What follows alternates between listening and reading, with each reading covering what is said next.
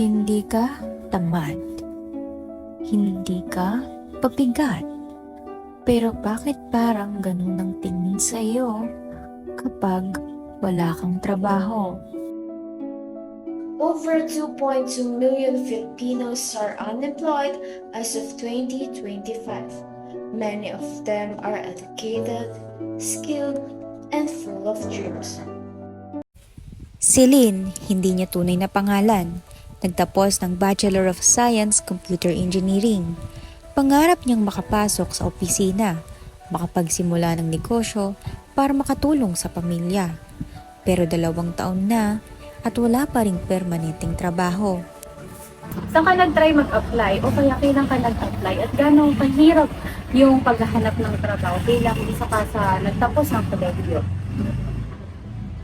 Nag-a-apply nga ako araw-araw. Minsan hindi na nga ako sinasagot. Pero hindi ako sumusuko dahil kailangan lumaban. Nag-try ako mag-apply sa mga BPO pagkatapos ko sa college. Kasi sabi nila, mataas daw ang sahod. Pero kailangan mo pala ng experience at kahit nakapagtapos ka, mahirap pala talaga humanap ng trabaho.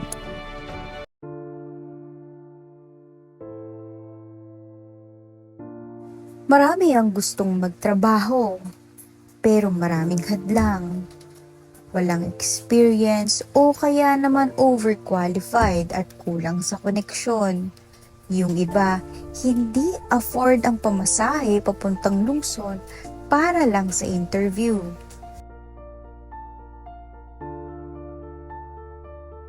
Entry-level jobs asking for 2 years of experience. Many fresh graduates earn below 15,000 monthly.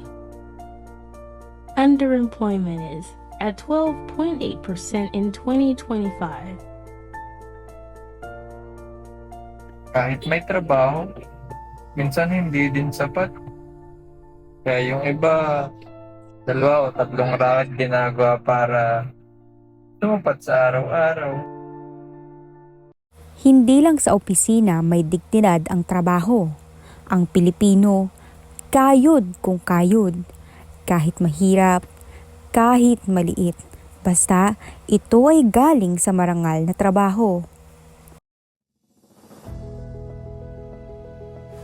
Hindi ito laban ng iisang tao. Laban ito ng buong bayan. Support small businesses. Hired based on skill, not just experience. Invest in local talent. Push for better policies and support programs.